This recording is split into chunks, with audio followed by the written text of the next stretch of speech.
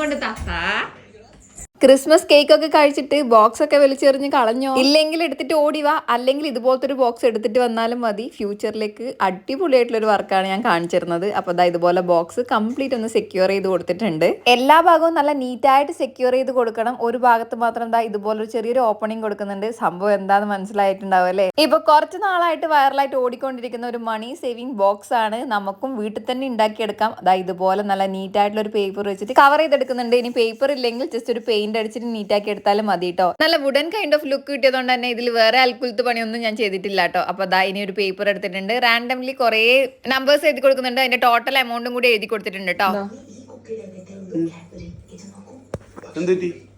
ഇവിടെ റെഡി ആയിക്കൊണ്ടിരുന്നത് മനുവാട്ടിനുള്ള പണിയാണെന്ന് ഇപ്പാണ് അറിഞ്ഞത് കേട്ടോ. 2 5 ദിർഹംസ് നോട്ട് ഇട്ടിട്ടുണ്ട്. കട്ടും ചെയ്ത് കൊടുത്തു. എന്തായാലും ഇത് നിറയാണെങ്കിൽ നാട്ടിൽ 20,000 രൂപേന്റെ അടുത്ത് എനിക്ക് സേവിങ്സ് കിട്ടും. അപ്പൊ എല്ലാവരും ഒന്ന് പ്രാർത്ഥിക്കുക. ഇഷ്ടമായ ഒരു ബ്ലൂ ഹാർട്ട് എങ്കിലും കമന്റ് ചെയ്യുക. വീഡിയോ ഒന്ന് ലൈക്ക് ചെയ്യണേ.